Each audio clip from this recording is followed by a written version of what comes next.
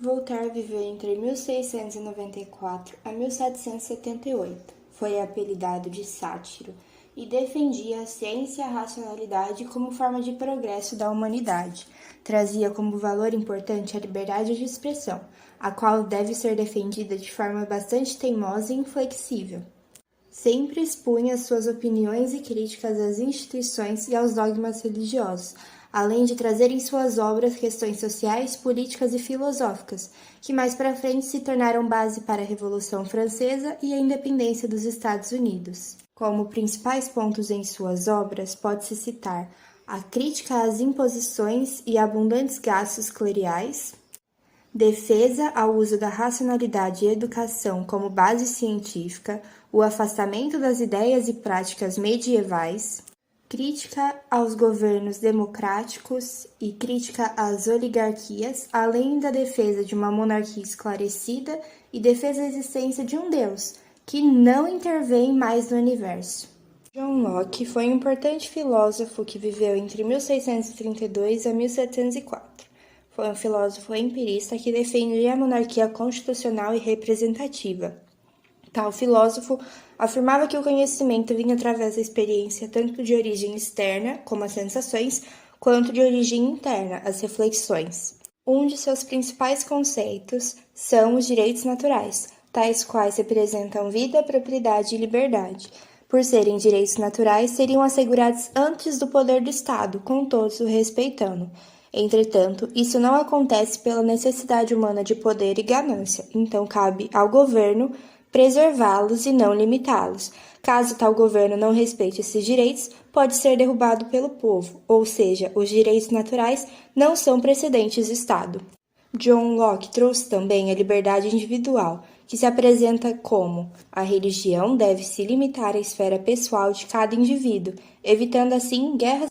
Immanuel Kant foi um filósofo iluminista nascido em 1724 na região da atual Rússia, onde viveu até sua morte em 1804.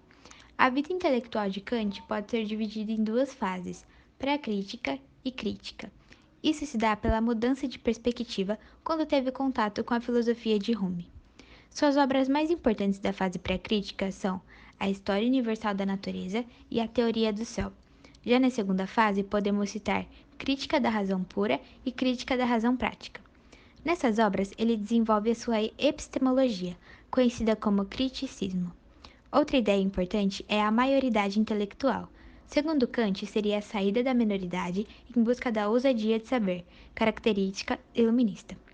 No campo da ética, podemos dizer que suas ideias giravam em torno da vontade. A boa vontade para ele seria maior do que a virtude.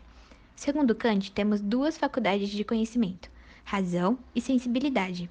A razão dá a forma do conhecimento, enquanto a sensibilidade entrega o conteúdo. Basicamente, os olhos captam os fenômenos e a racionalidade os encaixa em categorias. Por exemplo, quando você vê uma pessoa na rua e já diz se ela é alta ou baixa. Desta questão surge a afirmação de Kant de que temos dois juízos, um a priori, que fazemos sem experiência, e outro a posteriori, feito após uma experiência. Percebe-se então que o conhecimento vem dos sentidos. Os eventos são únicos, o que impossibilitaria conhecer os princípios e categorias gerais. Adam Smith foi um dos principais pensadores econômicos que o mundo já teve, sendo considerado o criador da teoria do liberalismo econômico.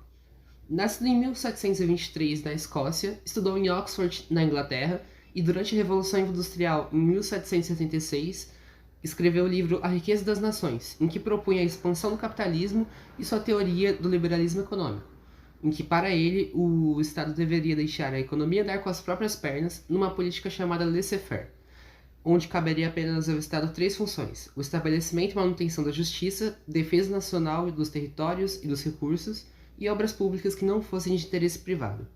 Além disso, o livre mercado predominaria como modelo econômico, em que a mão invisível e a lei de oferta e demanda serviriam para regular os preços entre as empresas sem uma interferência do Estado. Além disso, durante o estudo da economia, podemos separar em estruturas de mercado o monopólio, oligopólio e concorrência.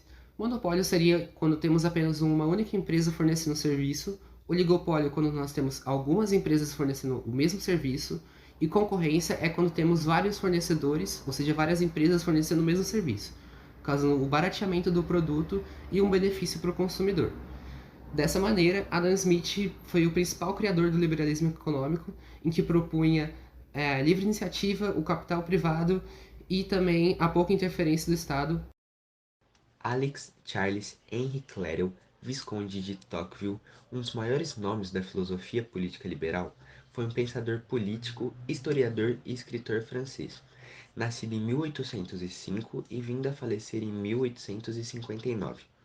Baseando-se na observação das interações sociais, Tocqueville defendeu a democracia, ou seja, a liberdade individual e a igualdade na política, sendo os dois conceitos inseparáveis para ele. Dentre suas obras, a mais famosa, conhecida pela tradução como Da Democracia na América, é um livro clássico escrito por Tocqueville, lançado em 1835, onde ele aborda os Estados Unidos da década de 30 no século XIX, apontando suas virtudes e defeitos, destrinchando cada minúcia e particularidade da construção política dos Estados Unidos.